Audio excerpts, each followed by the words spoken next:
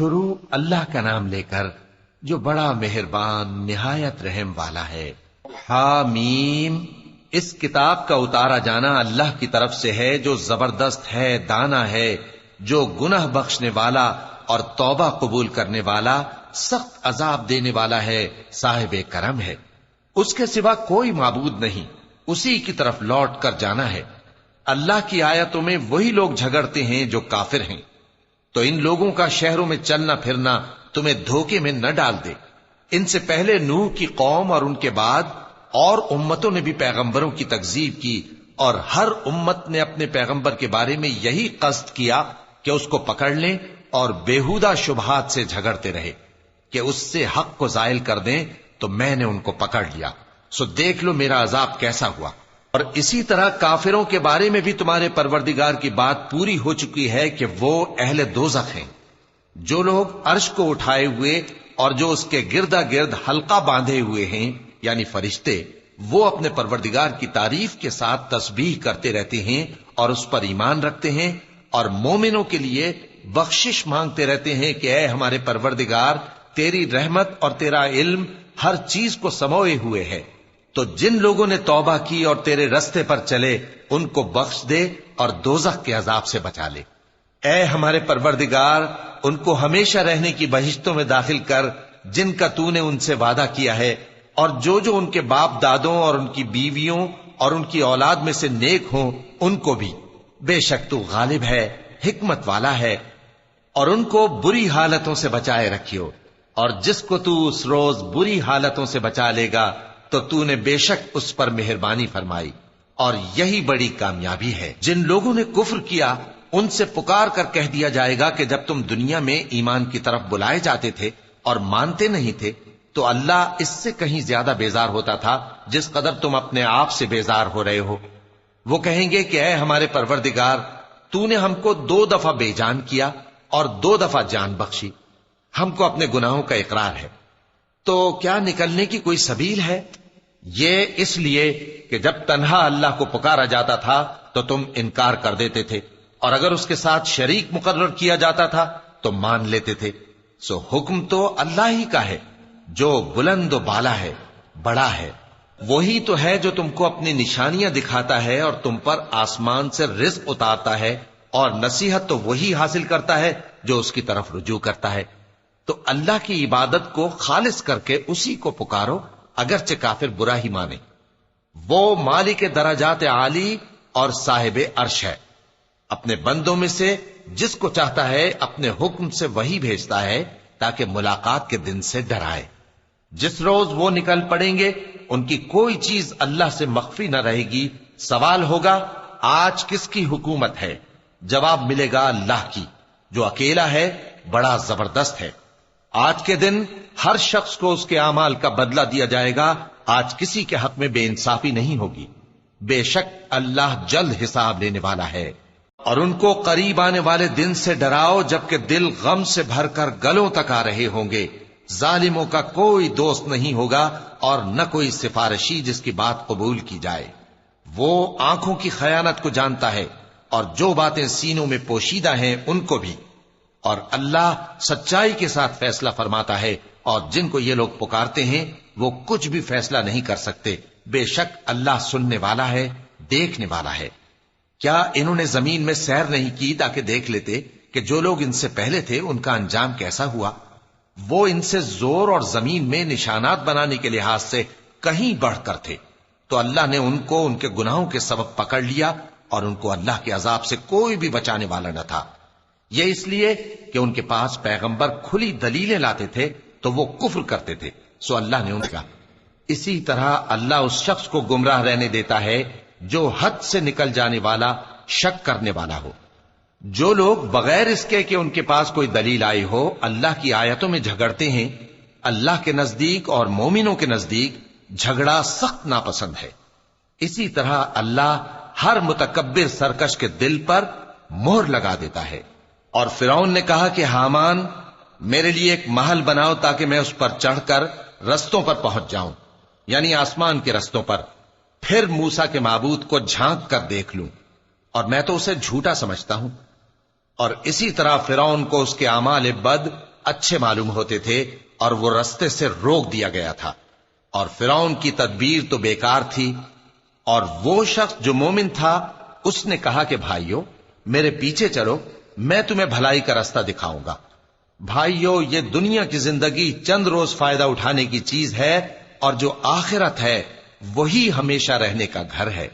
جو برے کام کرے گا اس کو بدلہ بھی ویسا ہی ملے گا، اور جو نیک کام کرے گا مرد ہو یا عورت جبکہ وہ صاحب ایمان بھی ہو تو ایسے لوگ بہشت میں داخل ہوں گے، وہاں ان کو بے حساب رزق ملے گا۔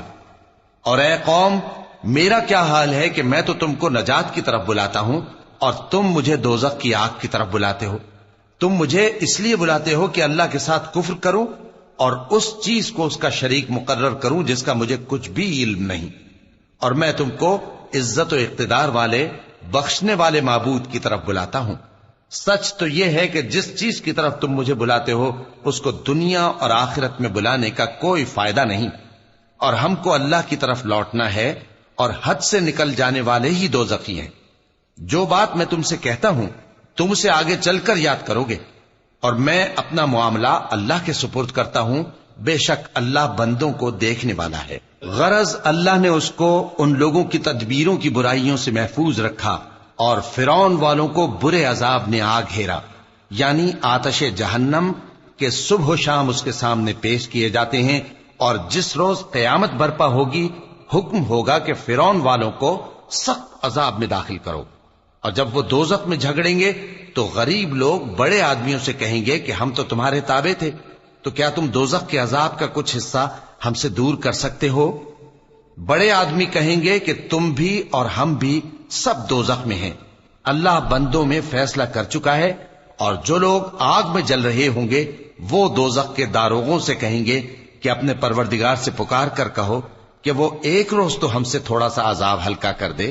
وہ کہیں گے کہ کیا تمہارے پاس تمہارے پیغمبر نشانیاں لے کر نہیں آئے تھے؟ دوزخی کہیں گے کیوں نہیں؟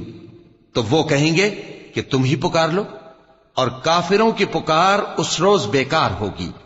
ہم اپنے پیغمبروں کی اور جو لوگ ایمان لائے ہیں ان کی دنیا کی زندگی میں بھی مدد کرتے ہیں، اور جس دن گواہ کھڑے ہوں گے یعنی قیامت کو بھی، جس دن ظالموں کو ان کی معذرت کچھ فائدہ نہ دے گی، اور ان کے لیے لعنت اور ان کے لیے برا گھر ہے۔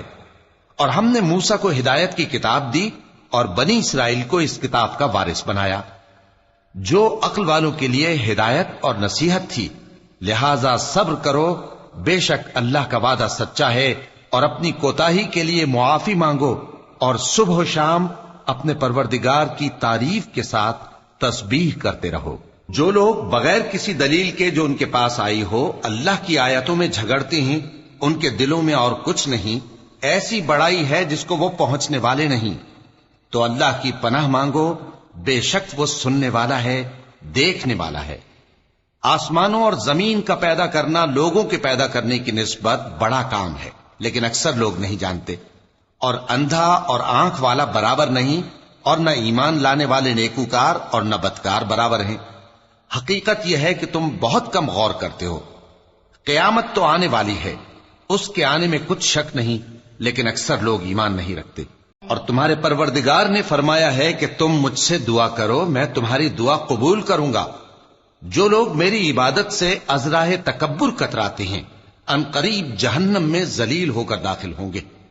اللہ ہی تو ہے جس نے تمہارے لیے رات بنائی کہ اس میں آرام کرو، اور دن کو روشن بنایا کہ اس میں کام کرو۔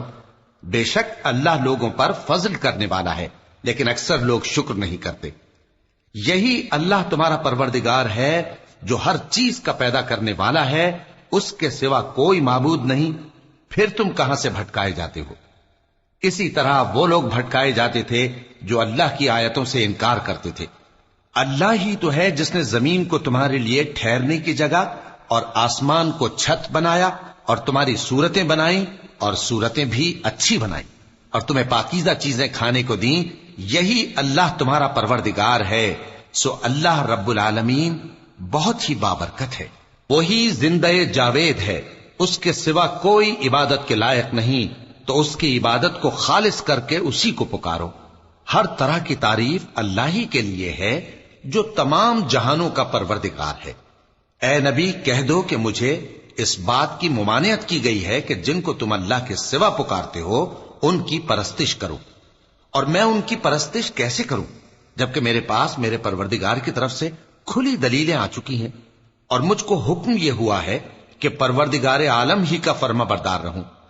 وہی تو ہے جس نے تم کو پہلے مٹی سے پیدا کیا، پھر نطفہ بنا کر، پھر لوتھڑا بنا کر، پھر تم کو بچہ بنا کر نکالتا ہے، پھر تم اپنی جوانی کو پہنچتے ہو، پھر بوڑھے ہو جاتے ہو، اور کوئی تم میں سے پہلے ہی مر جاتا ہے، اور آخر تم موت کے وقت مقرر تک پہنچ جاتے ہو، اور تاکہ تم سمجھو۔